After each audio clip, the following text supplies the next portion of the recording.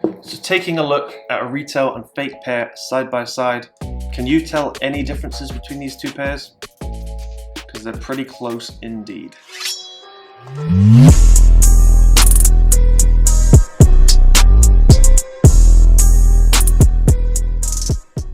Hello and welcome back to the channel.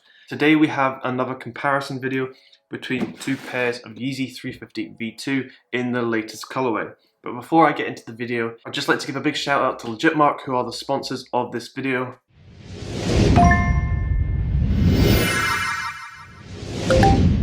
Legitmark is the standard for sneaker authentication and is the safest and most secure place to get your sneakers authenticated, especially if you're buying quite expensive shoes. So there will be a link in the description of how you can download their app. So this is the latest colorway of the Yeezy 350 V2. The retail pair is here on my right side. So I will just be doing a breakdown of the comparison, things to look for when you're trying to buy an authentic pair. So this retail pair was purchased directly from Adidas. Not sure if that's the only place you could get it in the UK. I'm pretty sure it was. I'm pretty sure it was Adidas exclusive in the UK. I know you get it on Yeezy Supply in America, but in the UK itself, I'm pretty sure it was just Adidas. So we will now just unbox them. Both of these are the same size, so it should be a completely in-depth comparison. And the first thing to note is the actual box size. The fake one has a much smaller box than that of the retail one. However, if you just had this one in hand, it will be pretty hard to tell, but there is probably about 2 centimeters in it on the width. So if we take a look at the label, I will give you a close-up of this. You can see that the code is FZ5421, and the actual color code is Israfil. If we compare the fake label to the retail label, you can see on the actual text itself, it's much thicker on the fake one, comparing that to the retail one. In terms of actual placement differences, there isn't much to note. However, the thickness of the actual text is the big difference. It also must be noted that the PO number on the retail one is 125717407, and on the fake one it's 125717392. So there are differences here as well. But you've all seen a 350 V2 box a million times by now. I've reviewed so many on this channel. I've done so many comparisons of the Yeezy 350 V2. So we'll now just open it up and actually take a look at the shoes themselves. So we'll open up the fake one first. It does come with a StockX label. Also comes with the spare laces, but they're actually pretty damaged, but there you go. Open it up. Take out the fake shoes, and at the bottom we have StockX stickers and also a StockX tag. Pretty worrying for the company. There we go. So leave the fake box to the side, and now we'll unbox the retail one. So on top we have the laces package completely nicely done. Then we have the classic new Adidas label, which they just provide one little card, and then they open it up, and here is the retail pair.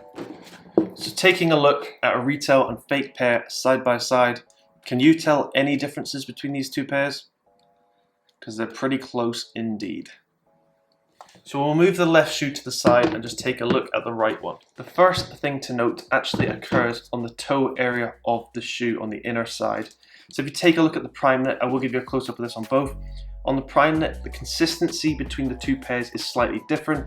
On the fake pair, you can see that the actual kind of blue prime knit comes through a lot stronger than it does on the retail one. It's almost as if it's stitched into the prime knit a lot thicker than that of the retail one. But once again, this is incredibly close and can only be seen in certain lightings. From the upper view, looking down at that middle stitching that everybody on this channel knows I absolutely hate, but the differences that occur here, if you look at the retail one closely compared to that of the fake one, the retail one is actually much more tightly stitched going down the middle than it is on the fake one. The fake one is pretty loose indeed.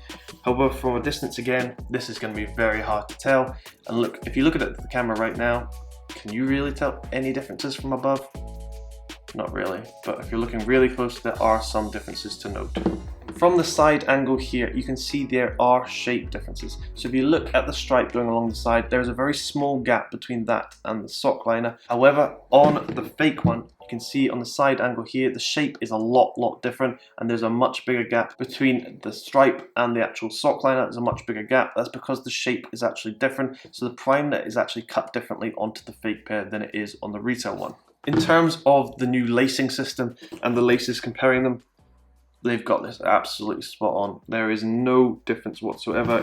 The little kind of rubberized tag on the top is exactly the same on both pairs. If I give you another close up here and we look towards the end part of the stripe, you can see that the holes on the retail one are much more thick compared to that of the fake one, and actually progressively get bigger towards the end, towards the toe.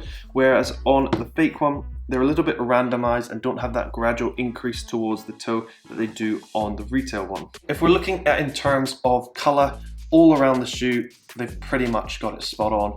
There is no difference in color at all, and they are very close indeed. So please be careful when getting these legit checked, as this is pretty hard. Because the fake one is based on an American release, it does come with the 2 tags here, whereas this one here, the retail one, is a UK release, so it actually comes with the double tags here, but this one is a much longer one for the UK residents.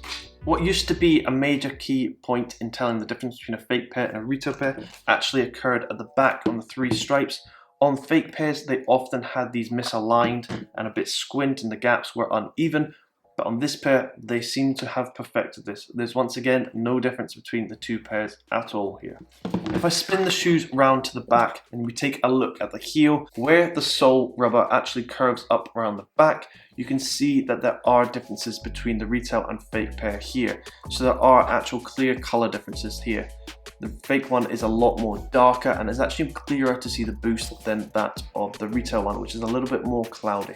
Probably the best way to legit check these shoes is on the boost, and once again, this is the same with this shoe. So if we spin them over, and I'll take a closer look. So if we look at the boost on the bottom, you can see there are differences here. There is actually a difference in feel to the boost. On the retail one, it's still much softer than that of the fake one, which I'm not too sure why they can't seem to get this correct.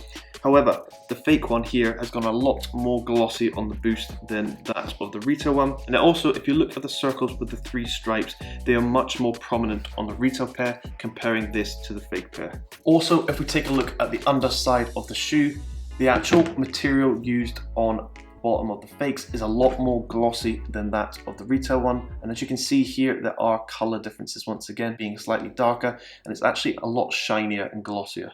But that should be showing up in the lighting, but I have no idea if it is, so I'm just kind of waving the shoe around. So if we now just take out the paper from both sides, once again, you can see a clear difference here. The fake one has a darker paper, and it's actually a much more rougher texture comparing that to the retail, which is just pretty much a soft plain tissue.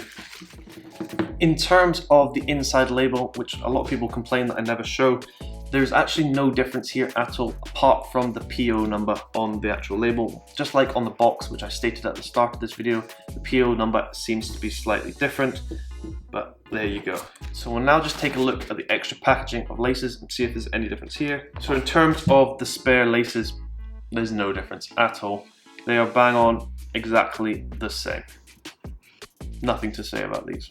So this was just a short review of, in my opinion, a pretty good fake compared to the retail pair of the new Yeezy.